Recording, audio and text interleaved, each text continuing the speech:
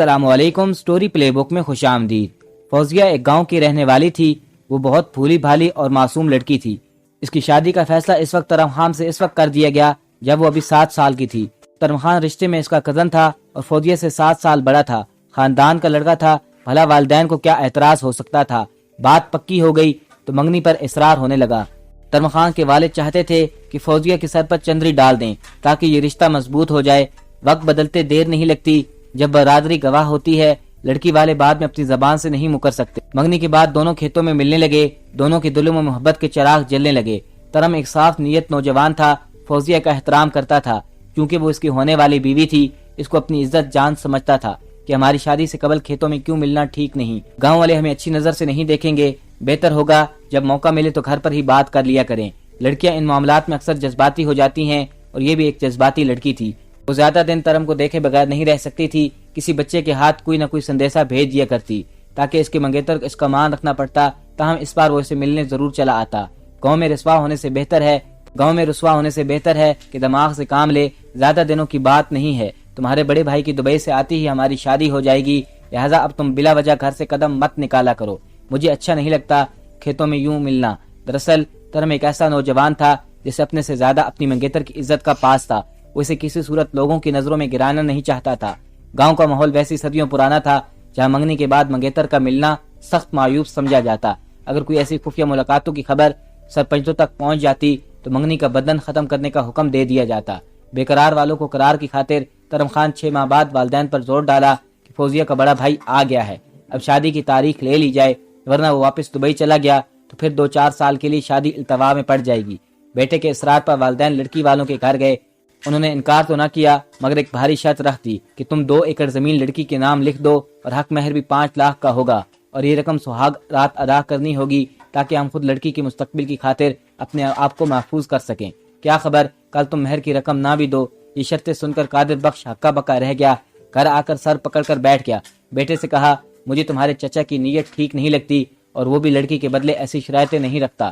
ترم خان حیران ہوا۔ اگرچہ وہ ایک ذہین نوجوان تھا لیکن وہ لوگ رشتے سے پھرنے والے نہیں، لہذا شرطیں مان لینے میں کوئی حرج نہیں۔ دیکھیں پھر کیا شوشہ نکالتے ہیں۔ بہتر ہے کہ چھوٹے کو اس کے گھر تک پہنچا دیا جائے۔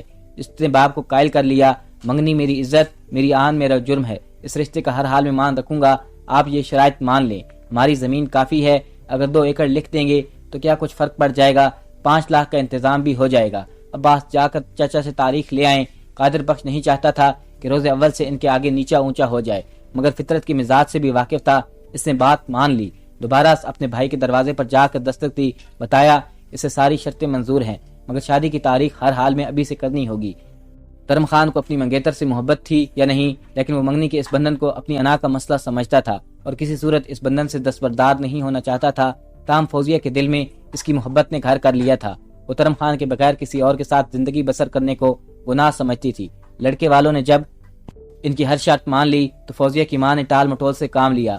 بولی، ابھی تو بڑے لڑکے کی شادی کرنی ہے، فوزیہ کی باری بعد میں آئے گی، اس کی شادی ہو جانے دو، پھر بیٹی کی شادی کی تاریخ دوں گی۔ ہمارا بیٹا 1 ماہ بعد جانے والا ہے، جانے وہ دبئی سے کب لوٹے گا۔ بھائی اور بہن کی شادی کی تاریخیں قریب قریب رکھیں۔ بیٹے کی تاریخ تو ہو چکی تھی، وہ تو ٹھیک ہے، لیکن لڑکی والے ابھی راضی نہیں۔ وہ 2 سال کی مہلت مانگ رہے ہیں۔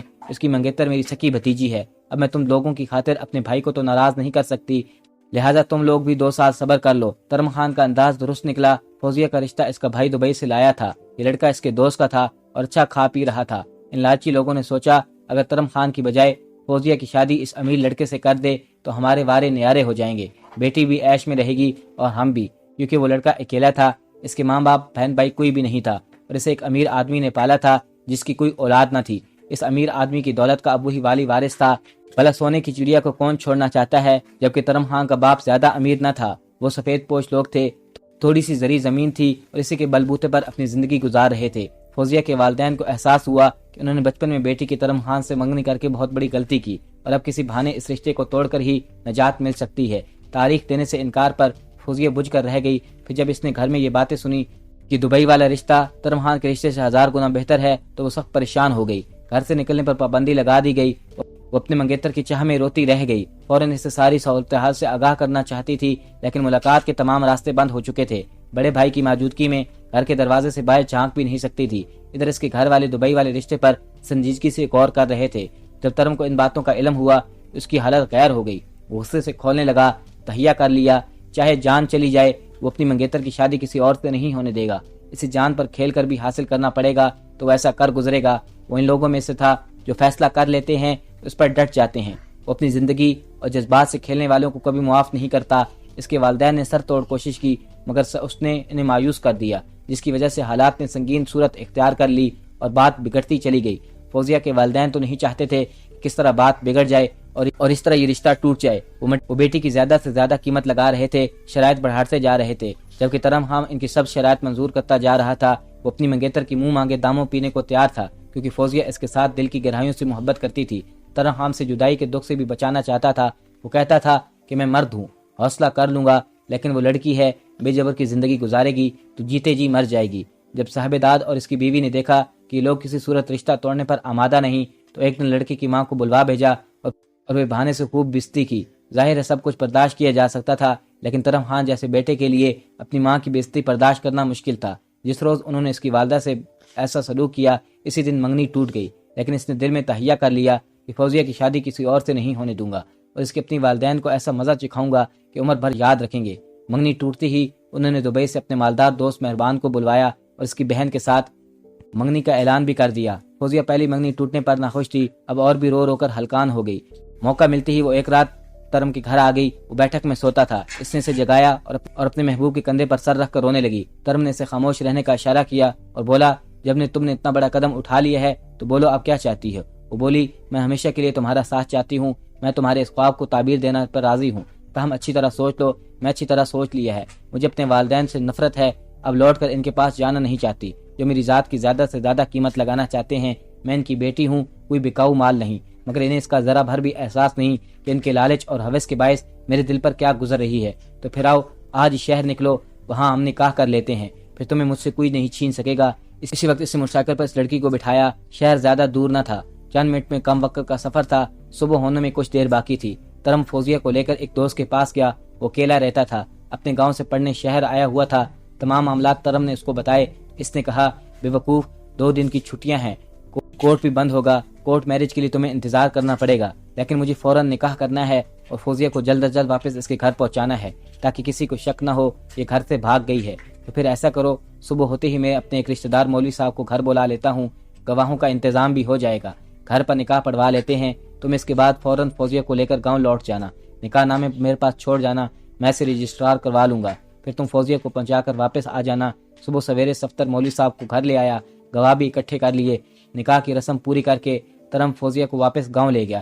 جب گاؤں آدھا کوس رہ گیا اس نے اسے موٹر بائک سے اتار دیا جہاں فوزیہ کی خالہ کا گھر تھا۔ وہ خالہ کے پاس چلی گئی اور بتایا کہ میرے ماں باپ میری شادی زبردستی دبئی والے لڑکے سے کر رہے ہیں اور اسے یہ رشتہ قبول نہیں، اس لیے یہاں آئی ہے۔ اس نے خالہ کے آگے ہاتھ چھوڑ کر کہا کہ آپ میرے ساتھ چلو اور میرے ماں باپ کو سمجھاؤ، ورنہ میں جان دے دوں گی۔ خالہ بیچاری گھبرا گئی۔ اس نے شوہر کو کسی طرح راضی کیا اور وہ دونوں اسے اپنے ساتھ اسی وقت صاحبداد کے گھر لے آئے، جہاں سب پریشان تھے کہ صبح سویرے فوزیہ کو گھر میں نہ پایا۔ وہ بھی سوچ بچار میں تھے، کہاں گئی؟ بیٹی کا پوچھ کرنے کے لیے نکلی کہ خالہ کے ہمراہ وہ گھر پہنچ گئی۔ خالہ روتی ہی فوزیہ کی ڈھال بن گئی اور اس کے والدین کو سمجھا بجھا کر ٹھنڈا کیا۔ تمہاری بیٹی کہیں نہیں گئی، یہ منہ اندھیرے میرے گھر آ گئی، اب مجھے ساتھ لے آئی ہے تاکہ میں آپ لوگوں کو سمجھاؤں، یہ موجود ہر شے سے ناخوش ہے اور مہربان سے شادی نہیں کرنا چاہتی، آپ لوگ زبردستی مت کریں۔ معاملہ سنجیدہ ہوتا دیکھ کر فوزیہ کے والد نے بیٹی کو تسلی دی، یہ منگنی اس وجہ سے کی ہے کہ تاکہ تم خوشحال رہو، ابھی تمہاری رخصتی نہیں کر رہے جو اتنی پریشان ہو رہی ہو۔ خالہ اور خالو نے اپنی فراست سے معاملہ رفع دفع کرا دیا۔ لڑکی کے والدین کو بھی یقین ہو گیا کہ ان کی بیٹی کسی کے ساتھ نہیں گئی، بلکہ پریشانی میں خالہ کے گھر چلی گئی۔ کسی کو نہ پتا تھا کہ وہ ترم کے ہمراہ اس کے دوست کے گھر میں نکاح کر کے آئی ہے۔ فوزیہ سمجھ رہی تھی کہ خالہ اور خالو کے سمجھانے پر اس کے والدین رائے راست پر آ جائیں گے، پھر موقع دیکھ کر وہ ان کو اپنے نکاح کی بات بتا دے گی۔ بڑے بھائی کے دبئی لوٹ جانے کا انتظار کر رہی تھی۔ دراصل وہ بہت ڈرتی تھی کیونکہ شادی 2 سال بعد ہونا تھی۔ بھائی اور اس کا دوست دبئی لوٹ گئے، اب فوزیہ پر گھر سے نکلنے پر پابندی نہ رہی۔ وہ جب موقع ملتا ترم کی منقوہ سمجھ کر ملتی۔ اب تو حوصلہ اتنا بڑھ گیا کہ آدھی رات کو جب گھر والے گہری نیند میں ہوتے وہ ترم کی بیٹھک میں چلی جاتی۔ اس کے محبوب کا گھر چند قدم پر تھا۔ ترم خان اپنی بیٹھک فوزیہ کی خاطر کھلا رہتا۔ آدھی رات کی ان کی ملاقاتوں نے جلتی پر تیل کا کام کیا اور دونوں کے ہاتھ سے حوصلے کا دامن جاتا رہا۔ وہ خود کو ایک دوسرے کی امانت سمجھ چکے تھے۔ نکاح ہو جانے کا سوچ کر بے خوف ہو گئے، جو ان کی پاکیزہ محبت کو داغ مل گیا۔ لیکن ایک دن ترم خان کے والدین صاحبدار کے گھر گئے. انہوں نے بتا دیا تمہاری لڑکی اپنی مرضی سے میرے بیٹے کے ساتھ نکاح کر چکی ہے اور نکاح نامہ ہمارے پاس موجود ہے. بہتر ہوگا اب اس کی رخصتی کروا دو تاکہ گاؤں والوں کی نظروں میں ہماری تمہاری عزت رہ جائے. دبئی والا لڑکا مالدار ضرور ہے مگر غیر شخص ہے.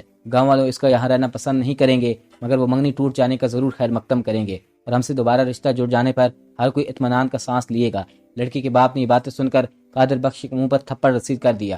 کہنے لگا تمہاری عمر اور رشتے کا لحاظ کر کے تمہاری پگڑی نہیں اچھائی ورنہ تمہاری جان لے لیتا. تیرے لیے بس میرا یہ ایک تھپڑ ہی کافی ہے. ہاں تیرے بیٹے کا سر تن سے نہ اتروایا تو صاحبداد نام نہیں میرا. میں کسی ایسے نکاح کو نہیں مانتا جو ولی کے بغیر ہو. کل ہی دبئی والے لڑکے کو بلواتا ہوں اور اس معاملے کو خاتمہ کراتا ہوں. گاؤں میں جب سرپنچ کو خبر ہوئی تو اس نے چپکے سے وتی مہربان کو فون کر دیا جس کے ساتھ فوزیہ سے شادی کر کے اس کے والدین نے سوچ لیا. اس نے کہا کہ میں نہیں چاہتا کہ گاؤں آ کر ذلت اٹھاؤں. ہمارے لیے بھی یہ معاملہ قلت کا باعث ہے. بہتر ہے اس شادی سے انکار کر دو کیونکہ لڑکی تمہارے ساتھ شادی کرنے پر راضی نہیں. لڑکے نے سرپنچ کی نہ سنی. اس کے دل میں فوزیہ کے حسن کی تصویر بھی تھی. لاہم اس نے شخص سے مشورہ لازم تھا. اس نے اسے گویا لیا. اس نے بیان کو سختی سے منع کر دیا کہ دوست کی خوشی میں پاگل مت بنو. اس کی دیہاتی بند سے ہرگز شادی مت کرو. میں خود تمہاری شادی کسی اعلی گھرانے کی تعلیم یافتہ لڑکی سے کراؤں گا. مہربان اس منہ بولے باپ کے آگے مجبور ہو گیا. اس نے زردار سے معذرت کر لی کہ اس کی بہن سے شادی نہیں کر سکتا. زردار کو صدمہ تو ہوا لیکن کیا کرتا، خاموش رہا. گاؤں میں والدین نے رشتہ داروں کو بتایا کہ وہ دبئی والے لڑکے سے بیٹی کی منگنی توڑ رہے ہیں کیونکہ وہ لڑکا ٹھیک نہیں تھا. اب اس کے والدین کو یقین ہو گیا، ترم خان کے والدین کو یقین ہو گیا کہ رشتہ ٹوٹ چکا ہے اور ہم دوبارہ فوزیہ کے رشتہ حاصل کر لیں گے. مگر ایسا نہ ہو سکا. فوزیہ کے باپ نے اپنی بیٹی کا رشتہ ترم خان کو نہ دیا. اس نے کہا بے شک یہ میرے در پر عمر بھر کواری بیٹھی رہے مگر میں اسے ترم خان کے ساتھ نہیں بیاؤں گا. اسے علم نہ تھا کہ ترم اور فوزیہ تنہائیوں میں ملاقاتیں کرتے ہیں جس کا نتیجہ یہ نکلا قدرت نے ان ملاقاتوں کا از کو تماشا بنا دیا. انہیں دنوں ترم مایوس ہو کر بیرون ملک جا چکا تھا. فوزیہ امید سے ہو گئی تو یہ بات چھپ نہ سکی. باپ نے اپنے بیٹے کو دبئی سے بلوایا اور تمام معاملہ اس کے سامنے رکھ کر پوچھا کہ اب کیا کرنا چاہیے. اس نے کہا ابا ترم جب آئے گا تو میں اسے نپٹ لوں گا. ابھی فوزیہ کو اس کی خودسری کا مزہ چکھانا ہے. بس یہ آج اس کی زندگی کا آخری دن ہوگا اور کل یہ تو کیا اس کا نشان بھی کسی کو نہ ملے گا. گاؤں میں یہ خبر پھیل گئی کہ فوزیہ بھاگ گئی ہے. کسی کو پتہ نہ تھا کہ وہ کس کے ساتھ بھاگی ہے اور کہاں گئی ہے کیونکہ ترم تو دریائے غیر میں تھا. سبھی افسوس کرتے رہ گئے لیکن اس کے بھائی نے نہ اپنی گمشدگی پر افسوس کیا اور نہ ہی کسی سے اس کے بارے میں ایک لفظ کہا. وہ خاموشی سے جس طرح آیا تھا اسی طرح دبئی لوٹ گیا. وہ دن اور آج کا دن فوزیہ کے بارے میں کوئی اطلاع نہ مل سکی کہ وہ زندہ ہے یا مر گئی، اسے زمین نگل گئی یا دریا میں تیرتی مچھلیوں نے کھا لیا. یہ ایک راز تھا اور راز ہی رہا.